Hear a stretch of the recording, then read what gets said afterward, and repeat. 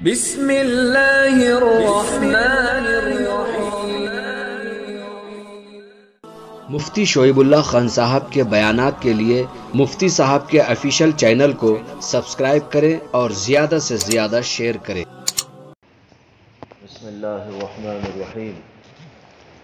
الحمد للہ رب العالمین والصلاة والسلام علی سید الانبیاء واشرف المرسلین وعلی آلہ وصحبہ اجمعین، اما بعد، فقد قال اللہ تبارک وتعالی اعوذ باللہ من الشیطان الرجیم، بسم اللہ الرحمن الرحیم۔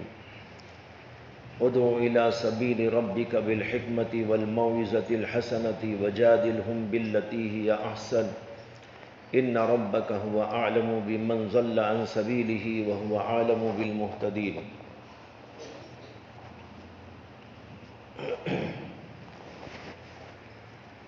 قرآن پاک کی آیت آپ کے سامنے تلاوت کی ہے، جس میں اللہ کا ارشاد ہے کہ اللہ کے راستے کی طرف لوگوں کو بلاؤ، دعوت دو، حکمت کے ساتھ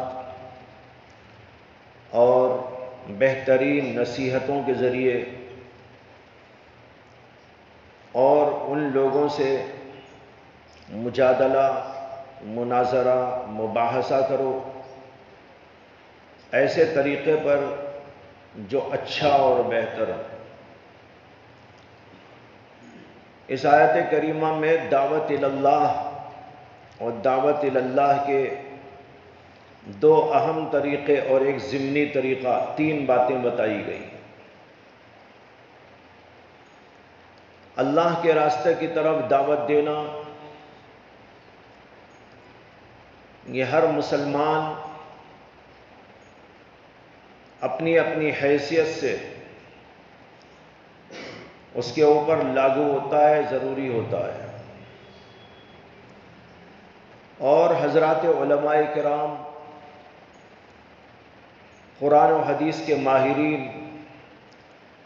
ان کا تو یہ منصب اصلی ہے کہ وہ اللہ کے راستے کی طرف لوگوں کو دعوت دیں اور بلائیں۔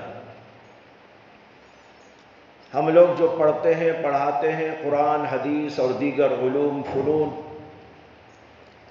ان کا ایک مقصد تو یہ ہے کہ خود اپنے آپ کو ان چیزوں سے آراستہ پیراستہ کریں، ان پر خود عمل کریں، اپنی زندگیوں کو ان سے وابستہ کریں۔ دوسرا مقصد یہ ہوتا ہے کہ ہم دیگر لوگوں کو اس سے جوڑیں، دیگر لوگوں کو اللہ کا راستہ بتائیں اور اس کی دعوت دیں۔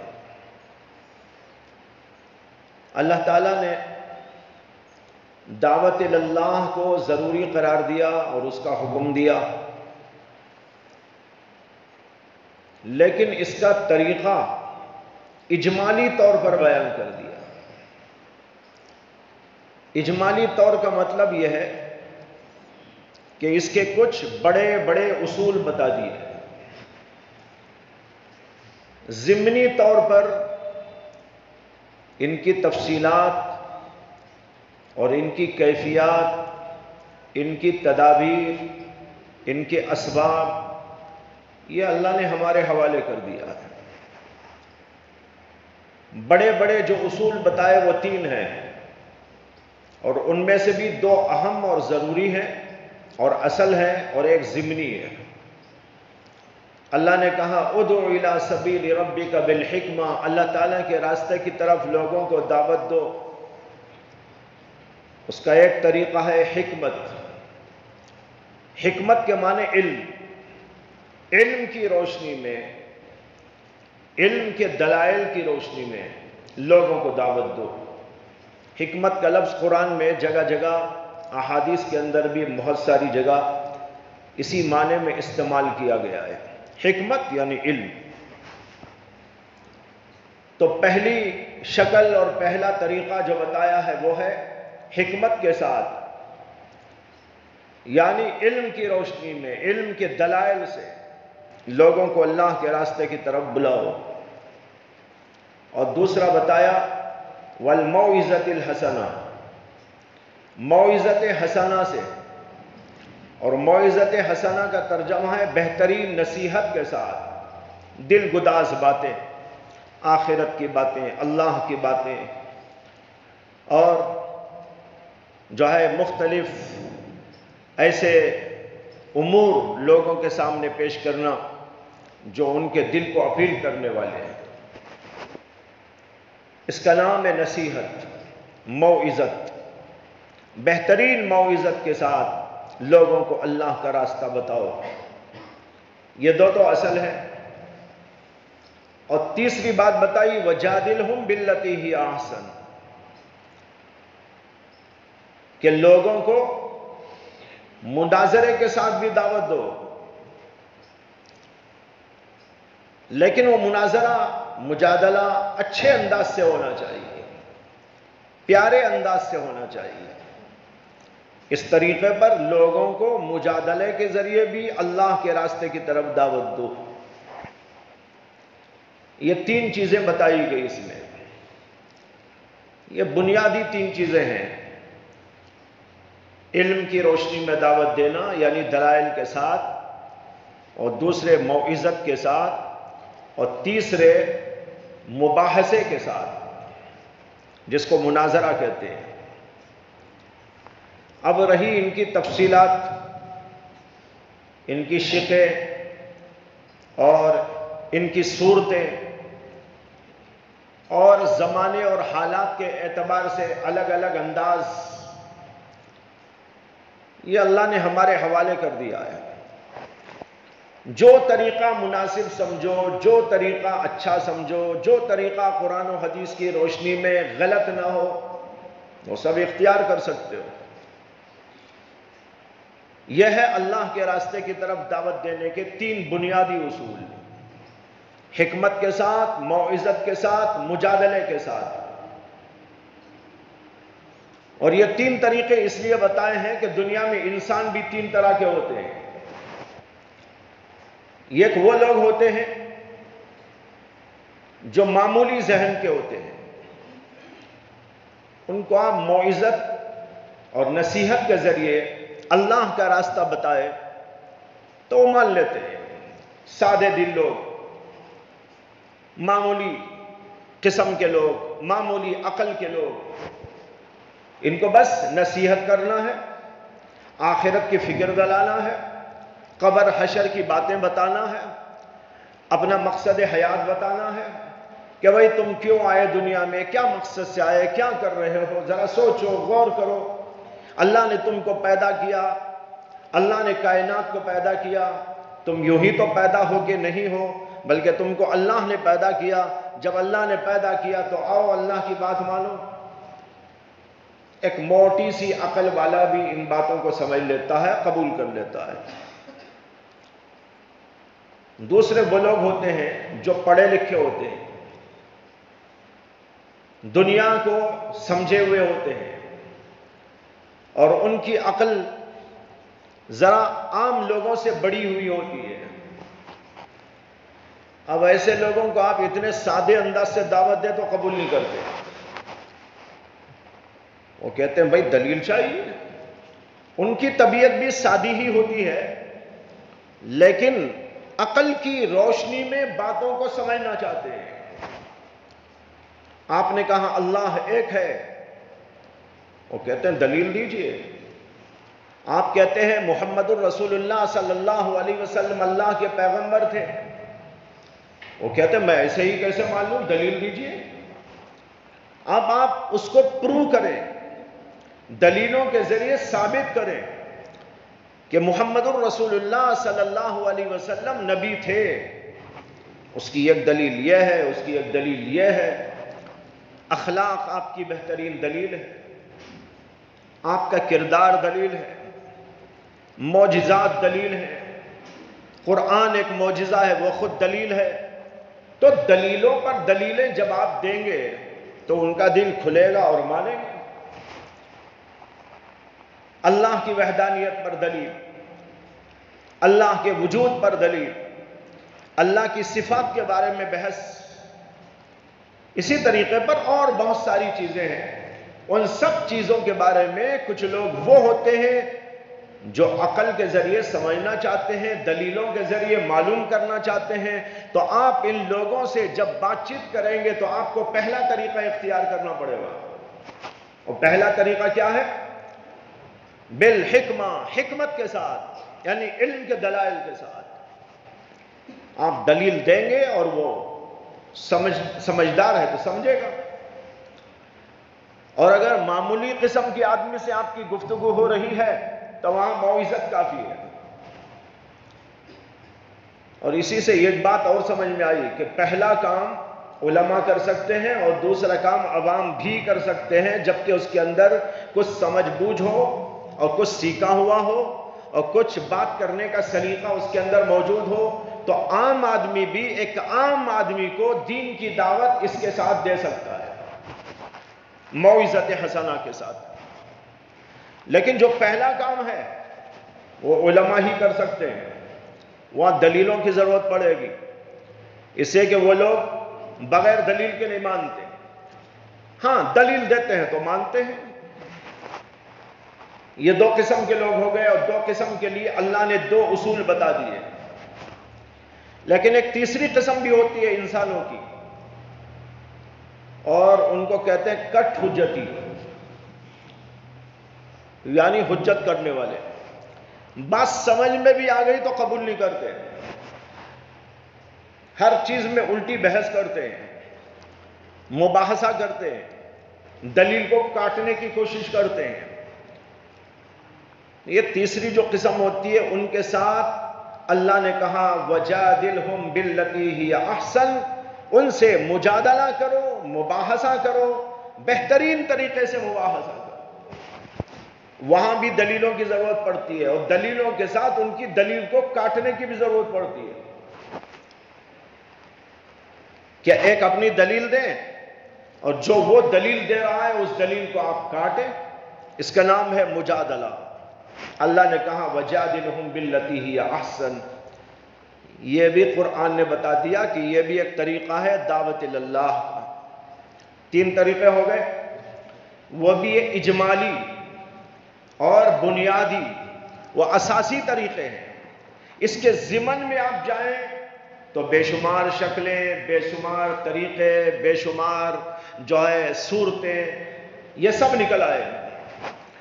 تو ان میں سے کسی بھی طریقے پر جو ان تین اصولوں کے ماتحت آنے والا ہو، آدمی اللہ کے راستے کی طرف لوگوں کو دعوت دے سکتا ہے، بلا سکتا ہے۔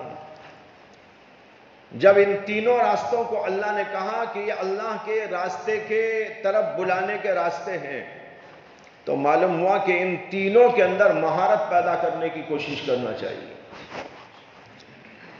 یہ کام دلیلوں سے گفتگو کرنے کا علماء کے ذمہ ہے کہ وہ دلیلوں کو سمجھے، ہر چیز کی دلیل اپنے ذہن کے اندر رکھیں۔ ایک طویل زمانے سے ایسا ہو گیا کہ دلیلوں کا مبادلہ، دلیلوں کا مذاکرہ فقہیات تک محدود ہو کے رہ گیا۔ یا علماء ہیں، طلبہ ہیں، غور کرو اس پر۔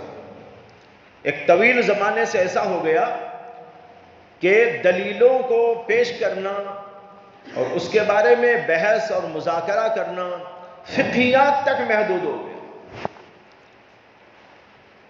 جو اس سے اوپر والا مسئلہ تھا، ان چیزوں کے بارے میں بہت کم بحث ہوتی ہے، یعنی عقائد کے بارے میں۔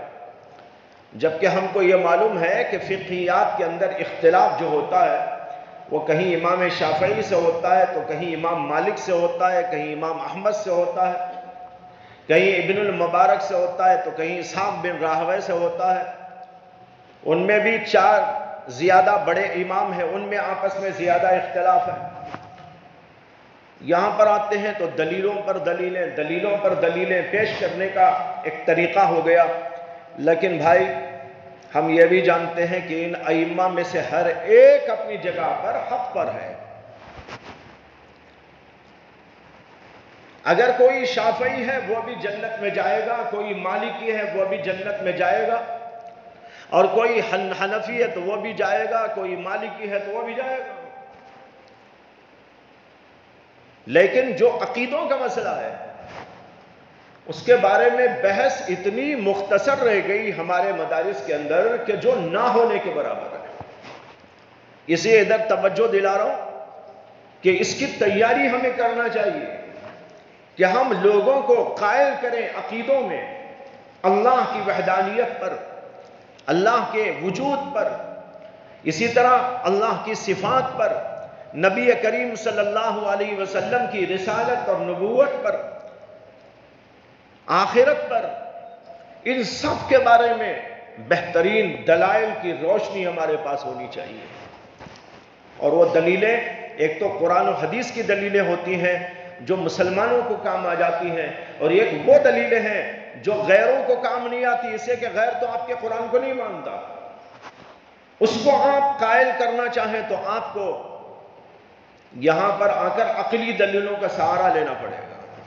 عقل سے آپ ثابت کریں اللہ ایک ہے، عقل سے آپ ثابت کریں قرآن کریم اللہ کی کتاب ہے، عقل سے آپ ثابت کریں محمد الرسول اللہ صلی اللہ علیہ وسلم اللہ کے برگزیدہ نبی و پیغمبر ہیں، یہ آپ ثابت کریں دلیلوں کے ذریعے، عقلی دلیلوں کے ذریعے۔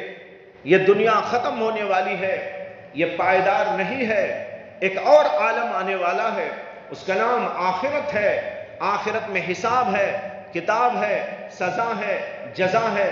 یہ ساری باتیں آپ کو عقل کے ذریعے لوگوں کے سامنے رکھنا پڑتا ہے، لیکن اس ٹاپک پر کتنی گفتگو مدارس میں ہے بہت کم۔ میں توجہ دلا رہا ہوں، یہ ایک بہت بڑا عنوان ہے اس زمانے کا، بہت اہم ترین ضرورت ہے۔ ماشاءاللہ آپ جو پڑھتے ہیں اس کے پڑھنے کے بعد آپ کی عقل میچور ہو جاتی ہے، اور آپ انشاءاللہ جو ہے ایسے مواقع پر کام میں لے آئیں گے اپنے علم کو، وہ الگ بات ہے۔ وہ الگ بات کا مطلب یہ ہے کہ کبھی ہو جاتا ہے ایسا، چلو جیسے کہ کبھی کسی جاہل سے بھی ہو جاتا ہے، وہ دلیلیں ولیلیں تو کچھ نہیں جانتا، لیکن کبھی کبھی کچھ بات اس کے منہ سے بھی نکل جاتی ہے، کام چل جاتا ہے۔ لیکن ہمیں چاہیے کہ ہم دلیلوں کا ذخیرہ جمع کریں، اپنے عقل میں تر و تازہ مواد فراہم کریں۔ جیسے ایک لطیفہ ہے کہ جب یہاں انگریزوں کا دور تھا تو یہاں جگہ جگہ جگہ جگہ عیسائی پادری اپنے مذہب کی دعوت تبلیغ کرتے رہتے تھے۔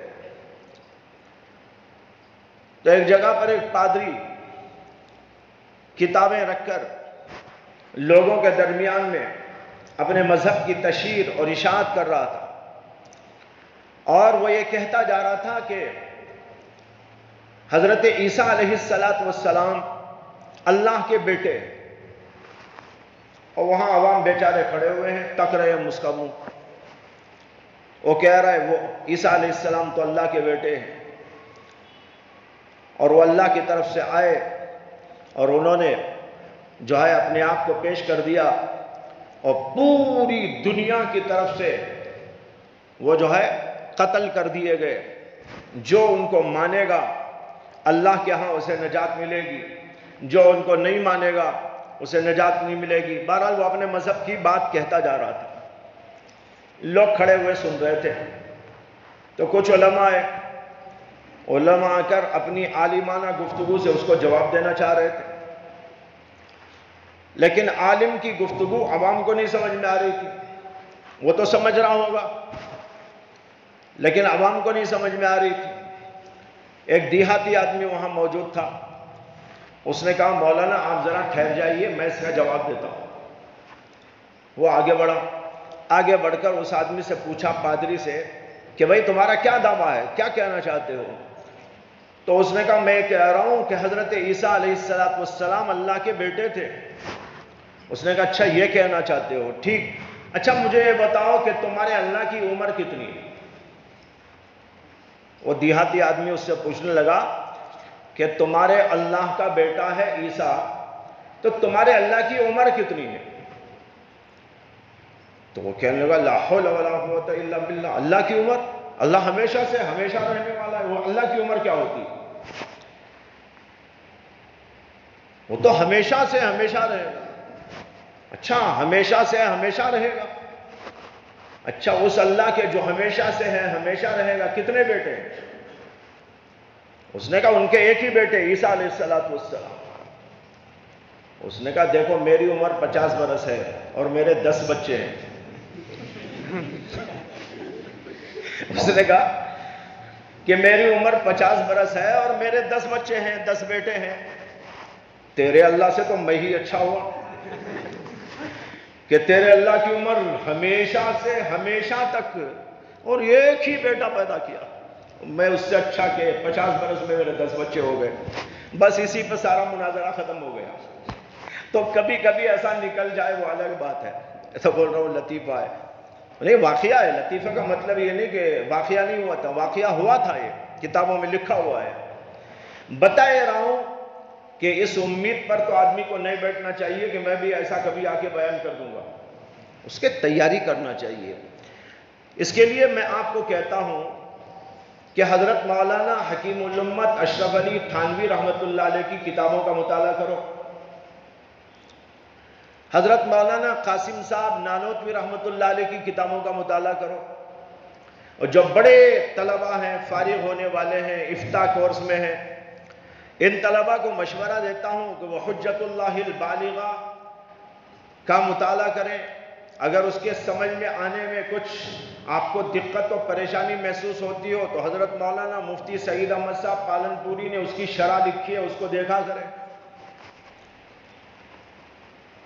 حضرت حکیم الامت تھانوی کی کتاب اشرف الجواب وہ بھی بہترین کتاب ہے۔ دوسری ان کی کتاب المصالح العقلیہ للاحکام النقلیہ بہترین کتاب ہے۔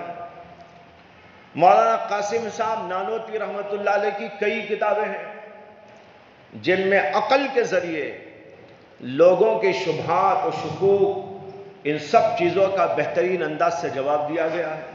آپ اس کو پڑھیں، آپ کی عقل تیار ہوگی۔ جب آپ کی عقل تیار ہو جائے گی وہ عقل اپنے اپنے زمانے کے مطابق خود ہی دلیلیں گھڑتی چلی جائے گی۔ سمجھ میں آیا نہیں آیا؟ مولانا قاسم صاحب نانوتوی کی کتابیں اور ان بزرگوں کی کتابیں آپ پڑھ کر اپنے دل و دماغ کو تیار کریں، وہ میچور ہو جائے، آپ کا دماغ بالغ ہو جائے، ان علوم کو ان دلائل کو اخذ کرنے کی اس کے اندر صلاحیت پیدا ہو جائے۔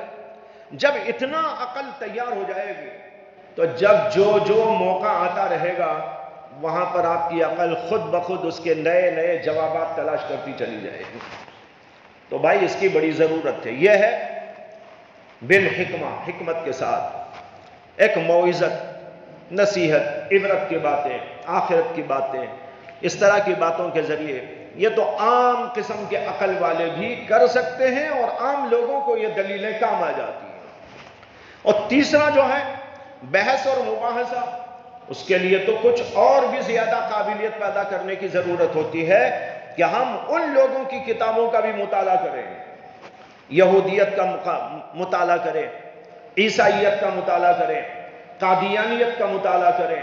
نئے نئے فتنے دنیا میں پیدا ہوئے اور ہوتے جا رہے ہیں، ان فتنوں کا آپ مطالعہ کریں، یہ فتنے کیا ہیں، ان کے دعاوی کیا ہیں، ان کے دلائل کیا ہیں، اور پھر اس کے بعد قرآن و حدیث کی روشنی میں اور عقل کی روشنی میں ان سارے دلائل کا جواب تلاش کریں اور موقع پر ان دلائل کو اور اس کے توڑ کو لوگوں کے سامنے پیش کرتے جائیں۔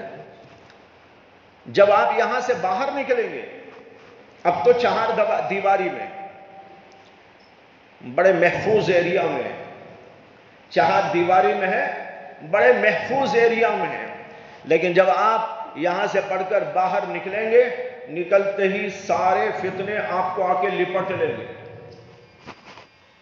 جاہلوں کا فتنہ اور بدبختوں کا فتنہ، معصیت والوں کا فتنہ، یہ فتنے اتنے ڈینجر نہیں ہیں۔ اور فتنے آئیں گے، قادیانیت کا فتنہ، اب کوئی نیا فتنہ چلا ہوا ہے، نیا تو نہیں، وہ بھی کئی برسوں کا ہے، گوہر شاہی فتنہ، مہدویت کا فتنہ، یہ سارے فتنے ایمان کو تباہ کرنے والے ہیں، انسان کا ایمان ہی ختم۔ اب ایسے فتنوں کو ہم نہ جانیں تو ان کا مقابلہ نہیں کر سکتے، لہذا ضروری ہوتا ہے کہ علماء ان فتنوں کی جو ہے جانکاری رکھیں، ان فتنوں کے بارے میں معلومات رکھیں، ان کی کتابوں کو دیکھیں اور پھر اس کے بعد اس کا توڑ بھی دیکھیں، جب جا کر یہ کام ہم کر سکتے ہیں۔ یہ ہے جو اللہ نے بتایا، تین قسم کے طریقے ہیں، ایک حکمت کا طریقہ، ایک موعظت کا طریقہ، ایک مجادلے کا طریقہ، اس کے ذریعے اللہ کے راستے کی طرف دعوت دی جاتی ہے۔ یہ سب اللہ کا راستہ ہوا کہ نہیں ہوا؟ لیکن بہت سارے لوگ اسے اللہ کا راستہ ہی نہیں سمجھتے، یہ بھی ایک عجیب مصیبت ہے۔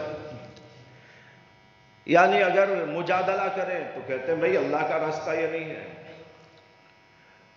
تعلیم کا کام کریں تو کہتے ہیں یہ بھی اللہ کا راستہ نہیں ہے۔ بلکہ ایک صاحب میرے پاس آئے تھے کئی سال پہلے ایک بچے کو داخل کرانے، وہ میسور کے ذرا آگے کیا ہے، میسور سے آگے ایک ہے نہیں، ادھر سے آئے تھے بچے کو داخل کرانے، تو کارروائی چل رہی تھی، تو بیچ میں انہوں نے مجھ سے بات چیت شروع کی اور اس میں انہوں نے کہا حضرت ہمارے علاقے میں دین کا کام ہی نہیں ہوتا، دین کا کام ہی نہیں ہوتا۔ میں نے کہا کیوں، ہاں مسجدیں نہیں ہیں، کوئی مدرسہ نہیں ہے؟ تو کہا نہیں مسجدیں ہیں، بہت مسجدیں ہیں اور مدرسے بھی ہیں، لیکن دین کا کام نہیں ہوتا۔ مجھے بڑا تعجب ہوا کہ یہ کیا عجیب و غریب بات ہے، مسجدیں ہیں دین کا کام نہیں ہوتا۔ میں نے کہا مسجدوں میں نماز نہیں ہوتی؟ نہیں حضرت نماز بھی ہوتی ہے، دین کا کام نہیں ہوتا۔ میری حیرت کی کوئی انتہا نہیں، میں جو پوچھ رہا ہوں کہتے ہیں یہ ہوتا ہے لیکن دین کا کام نہیں ہوتا۔ ارے بھائی مکتب ہے مسجدوں میں، قرآن پڑھاتے ہیں، جی جی پڑھاتے ہیں، قرآن پڑھاتے ہیں، دین کا کام نہیں ہوتا۔ اب میں سوچنے کا میری عقل خراب ہو گئی ہے یا ان کی عقل خراب ہو گئی ہے؟ میں نے ان سے کہا میری بھی تو سمجھ میں نہیں آ رہا ہے، قرآن پڑھ رہے ہیں دین کا کام نہیں ہوتا، نماز ہو رہی ہے دین کا کام نہیں ہوتا، علماء بیانات کرتے ہیں، لوگوں کو نصیحت کرتے ہیں، جی وہ ہو رہا ہے لیکن دین کا کام نہیں ہوتا۔ ارے آخر دین کے کام سے کیا مطلب ہے آپ کا؟ تو کہہ رہے ہیں جماعت کا کام نہیں ہوتا۔ میں نے کہا عجیب و غریب بات ہے، لا حول ولا قوت الا باللہ۔ بھئی جماعت کا کام بھی دین کا کام ہے، جماعت کا کام ہی دین کا کام نہیں ہے۔ فرق سمجھ میں آیا؟ جماعت کا کام بھی دین کا کام ہے، مدرسے کا کام بھی دین کا کام ہے، علماء جو کرتے ہیں وہ بھی دین کا کام ہے، مشائخ جو کرتے ہیں وہ بھی دین کا کام ہے، سب دین کا کام ہے۔ لیکن اگر کوئی کہتا مدرسہ ہی دین کا کام ہے تو غلط ہے۔ اسی طرح کوئی کہتا ہے جماعت ہی دین کا کام ہے تو وہ غلط ہے۔ تو بھی اور ہی کا فرق ہے، وہاں بھی لگا دیے تو غلط ہو جائے گا، ہی لگا دیے تو غلط ہو جائے گا، بھی لگا دیے تو بہترین بات ہو جائے گا۔ لہذا سارے کام دین کے ہیں، لہذا یہ جو طریقے اللہ نے بتائے، دیکھو دعوت ہی کے طریقے بتائے، دلائل سے قائل کرنا، مناظرہ کرنا، عبرت اور نصیحت کے ذریعے سے بات کرنا، یہ سب دین کے طریقے ہیں۔ اور ان دین کے طریقوں کے جیسے کہ شروع میں کہہ چکا ہوں بے شمار شاخیں ہیں، بے شمار طریقے ہیں، تصنیف ہے، تالیف ہے، تقریر ہے، خطابت ہے، وعظ و نصیحت ہے اور مناظرہ ہے۔ ایسے لوگوں کو، یہودیوں کو، عیسائیوں کو اور مختلف قسم کے غلط فرقوں کو، ان سب کو مات کرنے کی سبیلیں ہیں، طریقے ہیں، یہ سب کا سب دین کا کام۔ اگر ہم اس کو دین نہ سمجھے تو بھائی غلط ہو جائے گا۔ سب کو سمجھو دین کا کام، اور جب ہم سمجھیں گے یہ سب دین کے کام ہیں تو پھر آپ میں ایک دوسرے سے محبت پیدا ہو جائے گی، عقیدت پیدا ہو جائے گی۔ آپ کہیں گے ماشاءاللہ آپ ایک کام کر رہے ہیں، میں ایک کام کر رہا ہوں۔ یہ ایسا ہے جیسے کہ ایک ادارہ بنایا گیا اور ادارے کے اندر کئی لوگ مختلف ڈیوٹیوں پر ہوتے ہیں، سب اپنا اپنا کام کرتے ہیں۔ کوئی حدیث پڑھاتا ہے، کوئی تفسیر پڑھاتا ہے، کوئی فقہ پڑھاتا ہے، کوئی صرف و نحو پڑھاتا ہے، کوئی ناظرے کے شعبے کو سنبھالتا ہے، کوئی حفظ کا شعبہ سنبھالتا ہے، اور کوئی کچھ اور کرتا ہے، کوئی کچھ اور کرتا ہے۔ وہ سب مل کر کام کرتے ہیں تو مدرسے کا کام ہوتا ہے۔ اسی طریقے پر دین کی گاڑی ان تمام شعبوں کو ایک دوسرے سے ملانے سے چلتی ہے۔ تمام کے تمام لوگ یہ سمجھیں یہ میرا دوست ہے، یہ نہ سمجھے کہ میرا دشمن ہے۔ آج یہ ہو گیا امت مسلمہ کے اندر، نعوذ باللہ، بہت ہی اللہ سے پناہ چاہنے کی بات ہے کہ آج ہر آدمی اپنے کام کو دین کا کام سمجھے، دوسرے کے کام کو دین کا کام نہ سمجھے۔ کتنی بڑی غلط بات ہے۔ قرآن کی تفسیر کو بعض لوگ دین کا کام نہیں سمجھتے، حدیث کی تشریح کو دین کا کام نہیں سمجھتے۔ یہ سب دین کا کام ہے۔ اپنا کام کرو، اس کے ساتھ ہاتھ بٹاؤ، وہ کام کرو، اس کے ساتھ ہاتھ بٹاؤ۔ جیسے کہ ایک ادارے کے اندر سب کے سب مل جل کر دین کا کام کرتے ہیں، اسی طریقے پر باہر کے لوگ بھی تمام کے تمام کاموں کو سمجھے کہ سب دین کا کام ہے۔